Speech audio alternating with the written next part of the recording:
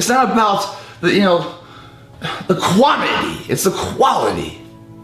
Just like in the gym, guys, when you're lifting reps and stuff. It's not the reps you do that count, it's making every fucking rep count that matters. Every day count in your life that matters for a life fulfilled. It's the carpe diem that's very hard to live, but it must be that way. If morning turns into a longer period of stay, it's called regret because you didn't do it right. So you learn from that lesson, you don't repeat it. Failure, we learn from, grow from, and then we go back at it and don't repeat it. That's growth, man. We all make mistakes, we just try not to repeat them. So the next person in your life that you care about, you make sure when they pass that it doesn't come with that regret. You do it right this time. You learn from the other one. Or maybe it's you going out. First, so you talk to them and you make sure everything's right, so when you go out they don't feel the regret. It's all good, guys. It's coming. There's no fear towards death because we can't control it, for one. And when it does come, the only reason why you have fear is because you didn't do everything you wanted to do in your life. And I'm not talking like right now I'm okay to die. It's not about checking all the boxes and being a grandfather and doing all, it's not about that. Because that's a luxury. You don't have that right to live that long. All you have is today. That's all you got. Do you make the most of today? Do you make today remembered? 9/11, fallen but not forgotten. Every day passes but lived. Same mentality. And if you do it that way, if you die at 20 or 30 or 80, it's gonna be okay with you. You're not gonna be scared. Yeah, do you want more time?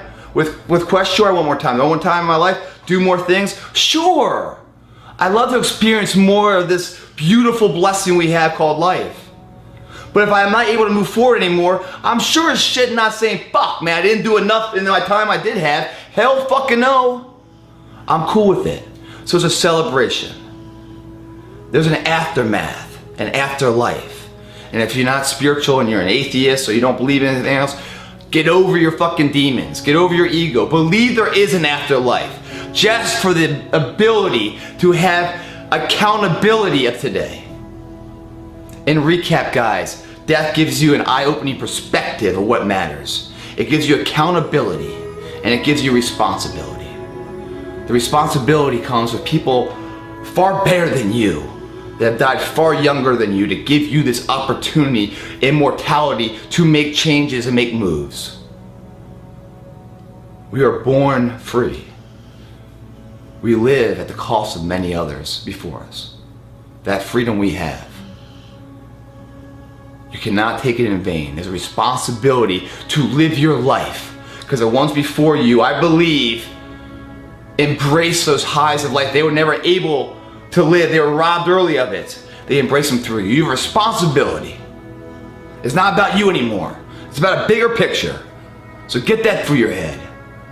The accountability is that today matters. Just like running a marathon, 90 days out, you have 90 days of training for it. You cannot blow off today's responsibility till tomorrow, because you lost 1/90 of a chance to successfully engage that marathon. Today matters. There's an afterlife where you're going to be judged to a much higher power. That judgment is judging you when no one's around.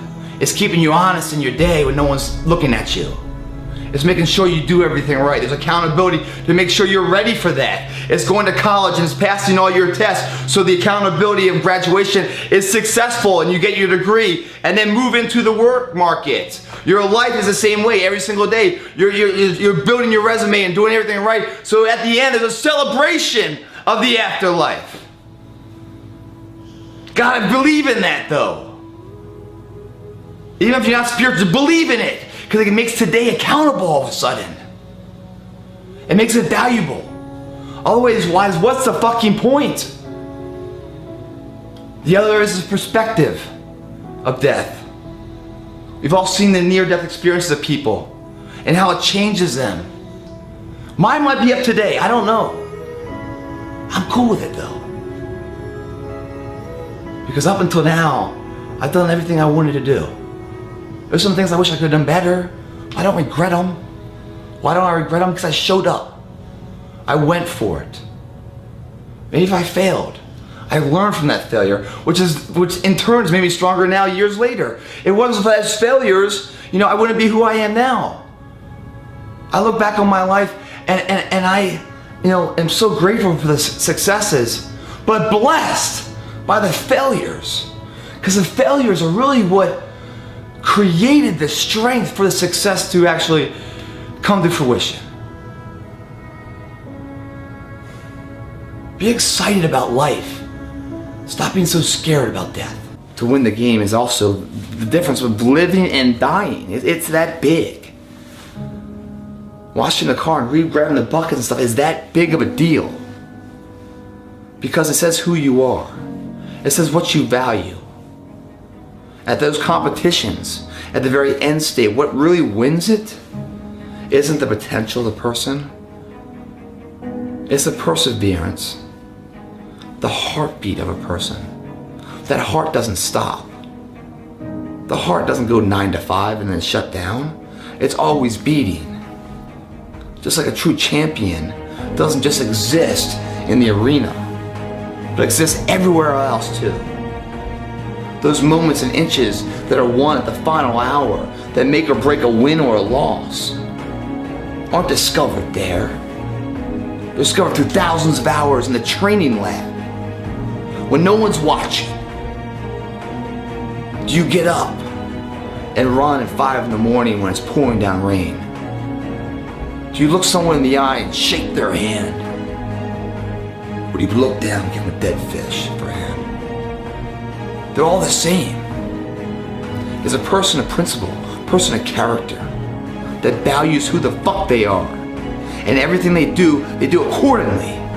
There's no half-ass here, half-ass there, half-ass there, and then when it matters, I'll give it my all. It doesn't work that way. If you half-ass it here and there and there and there, you learn to half-ass it. So when it does matter, you don't know anything else but half-ass. You will never succeed that way.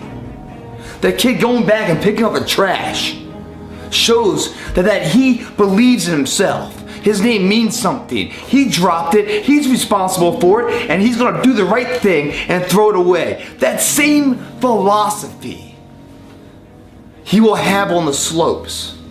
He will have in his dating world when he grows, he starts dating girls. He will have in his business and his family life. They all merge together. It's a three-dimensional world there. If you start shortcutting these things, as if no one's watching, doesn't matter, those are the moments right there that lead to the glory of that big boulder moving, man. No matter what happens at this point forward, I've already won. I've already won. Because I bet on myself. And when you bet on yourself, man, you never lose, you learn. Valuable lessons. You reapply in your next endeavor. And you keep going, man. You don't stop. There's no end state. There's no point where you cross a finish line in life and be like, dude, I've done it all, man. Don't need to do anymore, because that's not what started the first journey to begin with. It's that pressure cooker of life, where the butterflies are filling you and the anxiety fits, and you're getting short of breath and your heart's beating like a machine gun and your fingertips are going numb, man. That you feel like, whoa, we're alive right now. Something's happening right now. That fight or flight moment, what do you do? What do you do? Man, that's as good as life gets, man. That's the purest form right there. It's not about your fucking bank account or the tangible items in life and your possessions.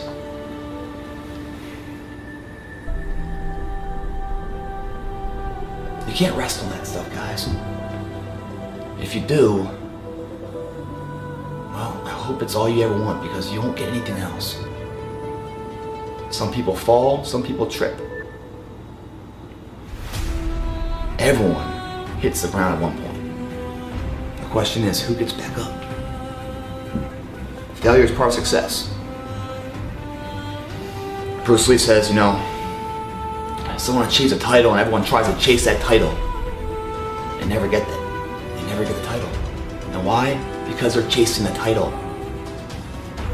The title's nothing. There's nothing there. It's like a movie. Nothing's there. It's the individual that created the title. You must back research the character of that person, what they went through, the trials and tribulations to achieve that status, that opportunity, that respect of a tangible trophy that holds so much weight. It's not the materials, it's the individual that created that. You gotta study the character. And when you study the character, you'll see failure everywhere. Everywhere. There's just some dark hours, man. After all of this fell apart.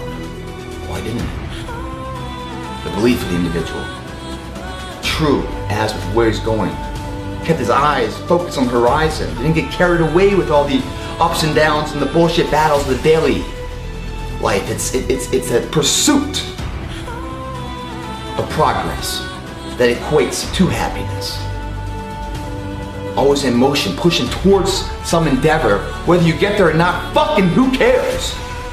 It's that are you on a journey of betterment, moving somewhere in some progressive state, learning along the way? Some people move faster than others, but are you moving or are you sat down and giving in, throwing in the towel, resting on what you have, not willing to take that risk?